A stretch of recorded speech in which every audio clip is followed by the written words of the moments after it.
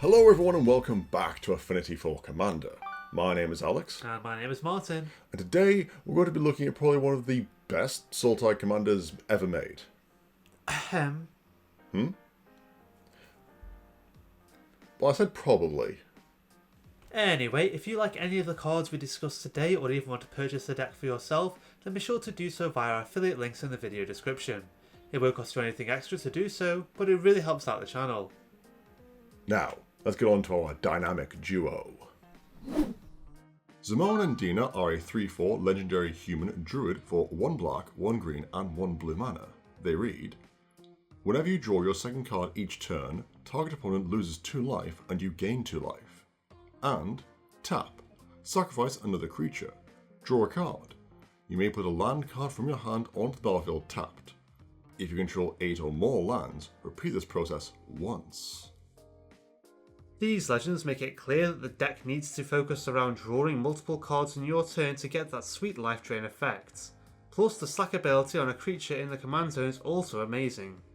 Being able to sacrifice your Solemn Simulacrum to grow Spiral is such a great value. So for the deck, we'll be looking to get a landfall sub-theme going, tokens that trigger off of these lands entering to get more fodder and value out of Z and D's sacrifice ability. At the 1-drop slot, we've got Birds of Paradise to ramp us, but more importantly fix our colours. We are playing a 3-colour deck after all. Crop rotation so that we can grab any super important lands like Orobo, Palace in the Clouds or Field of the Dead, which we'll get onto shortly. And the only other 1-drop creature, Ruin Crab. For each land entering the battlefield under our control, each of our opponents mill 3, which for 1 mana is a great win con when our landfall combo gets going later on, but can just be sacrificed later to our commander.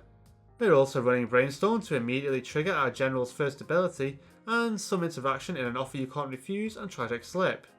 We need our commander, so counter magic is also good, especially for 1 blue, and creatures should be dying fairly regularly, and -13/-13 for 1 black is always good. Moving up to the 2-drop slot, we've got a few more counter spells in Drown in the Loch, Negate and good old fashioned counterspell. This is a value deck that needs its engine and thus it needs protecting, which is also what Heroic Intervention is for, you dumb card. But we've also got our first bits of ramp. Farseek, 3 Visits and Nature's Law let us straight grab lands from our deck and put them onto the battlefield. Same for Secure Tribe Elder, and all these land ETBs will go great with our Lotus Cobra, who'll be able to generate so much mana we should be able to get out our higher end stuff a lot sooner than expected. Another land synergy we're running is Bloodghast, as we can sack the spirit to our commander, and should we put a land back down with their ability, he comes right back. A legend we do have to include is Jor-El Mwanvuli Recluse, who also triggers when we draw our second card a turn, but also has the added benefit of being able to take advantage of all the cards we're drawing, make all our tokens, including her own little kitties, absolutely massive. And is quite frankly a win con in just herself. To round off our 2 drops, we've got Kenrith's Transformation to Elk, someone's commander or problematic creature, and Blood Artist, as we'll be sacrificing pretty much every turn, especially with the Ghast, so it makes sense to get in for even more life drain. Up to the 3-drop slot, we've Wood Elves, 4 Haven Elf and Yavimaya Elder to put more lands into play, with the Elder also serving as a good target for our general's ability. We've also got Uro, Titan of Nature's Wrath to be getting more cards and land drops, and since we're sacrificing so much, escaping him shouldn't be an issue. Now we just need cards to take advantage of all this land. Tireless Tracker makes us clues to draw cards and triggers our student's first ability. And Scoot Swarm to make a ton of 1/1 tokens and more fodder. And since our commander's ability requires them to tap, Tyvar Jubilant Brawler gives us not only pseudo haste, but can also then untap her to sack another of the Scoot Swarm's tokens to draw more cards and put more lands into play. Which, since we're getting rid of creatures, let's get some value of Journey to Eternity, an amazing aura that can flip into Adzal Cave of Eternity, a land that lets us just keep bringing back our mana accelerators all game, maybe the big threat people think they've dealt with. Speaking of threats, it's time for us to become one, with an uncommon enchantment no less. Retreat to Coralheim allows us to untap Z and D when a land enters play, which should really be happening after we've activated their ability. No, we just need something like, say, Scoot Swarm to make us new tokens on landfall to repeat this process over and over again. This does also work equally well with swapping the retreat for intruder alarm, but is a lot riskier as the alarms affects everyone, so can give your opponents advantage as well. This loop is technically not infinite as you can run out of lands. Now you are drawing 2 cards for this each time, but you could easily miss one land and the loop stops. But it's still a heck of a way to get loads of land into play, and draw a good chunk of your deck. On the back of this idea being the problem, Rhystic Study should ensure we keep triggering our general's first ability, provided that people don't pay the 1 of course. And Veto, Thorn of the Dusk Rose, turns our commander's ability into an opponent losing 4 life instead of just 2. At 4 CMC, we find our last bit of land advantage in Oracle of Mordiah, who helps us know what we're drawing into and lets us play additional lands. And Solemn Simulacrum, a great card for land and to be sacrificed to our commander.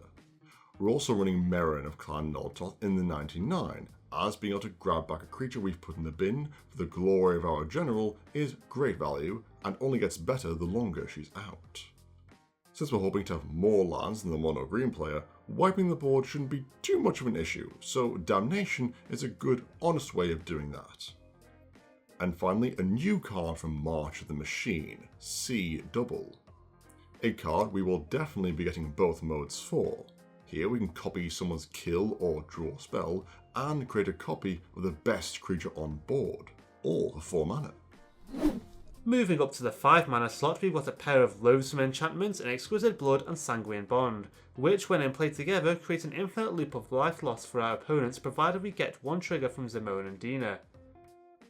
Speaking of our other infinite combo, Zendikaar's Royal is a good stand-in for Scoot Swarm, also being able to make a token whenever land enters the battlefield. And with all this land entering, Tasiova Benthic Druid will be gaining us a lot of life and drawing us a lot of cards. Looking to our other sacrifice-based sub-theme though, both Puppeteer Clique and Junji the Midnight Sky have great value when they are sacrificed. The Clique comes back thanks to their Persist ability, stealing another of our opponent's creatures. And Junji can either also resurrect something, or should there be no good options, simply shed our opponent's hands for us. We're also including one of Alex's favourite cards, Yawgmoth's Vile Offering. Considering how many legends we're running, we shouldn't have a problem in casting it, and being removal and getting any creature we want is just insane for 5 mana. But we are a sacrifice deck, so by law we have to include Dictator Erebus. It's just the law, guys. At the very top of our curve, we've got some legends and some OP Sultai value. Beledros Witherbloom not only makes us sack fodder for Zimone and Dina, but also lets us untap our lands, and this deck 10 life will not mean a lot. Kodama of the East Tree lets us play another land when we have one enter from anywhere, and is an overall just great value piece, especially when we're drawing so many cards. Gotta get them onto the battlefield somehow. And our last legend is Muldrotha the Gravetide. All this sacrificing means we'll have a grave full of creatures to get back, even if it's just for their land fetch ability. Or they could even be more impactful, like if they're a Protean Hulk. A card that arguably should have stayed banned. Play this big boy, sack him to our commander, and we can get our Scoot Swarm, Blood Artist, and Crab all at once. And provided we have either of our 2 enchantments out, that's just game right there. You silly, silly looking beast. I think he's cute. It's okay to be wrong. And the very last card on this list is Sepulchral Primordial, a card that is 4 cards for 7 mana, which again will be nothing for us with all the lands we'll be playing or grabbing from the deck. This can be a potential win con in of itself, depending on what our opponents have in their bin that's been killed, sacrificed, or milled with the crab. Now, moving on to the lands of this deck, we'll obviously be running fetches of all kinds in order to get the most value out of our cards like Muldrotha, recurring them from the graveyard. But there are a few that are needed either for just good value or to help win the game.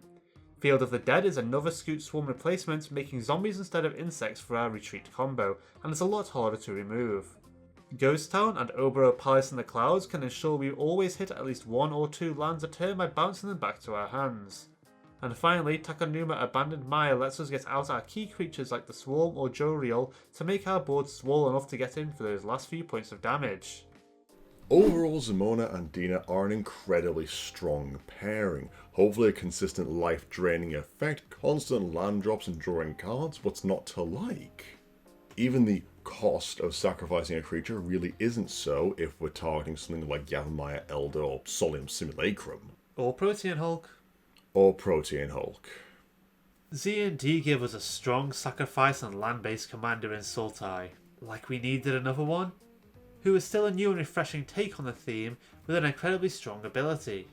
And I cannot wait to play them out into an intruder alarm and Field of the Dead on board and draw my entire library. No, honey. What'll happen is you will whiff on your first draw and enable an Agila Infinite combo. Probably. Well, that is it for another video. What cards would you put in Zimone and Dina? Let us know in the comments below. As always, this video and all Affinity for Commander content is made possible thanks to the support of our amazing patrons. You guys are truly awesome. If you too would like to help support the channel and get access to some exclusive EDH related rewards, then be sure to check out our Patreon link in the description box below. And finally, remember there are 4 quick and easy ways you can help to support the channel. Liking this video, subscribing, hitting the bell icon, and leaving us a comment. I read everyone. But that'll be it from us for now, guys. As always, I've been Alex. And I've been Martin. And we will see you next time.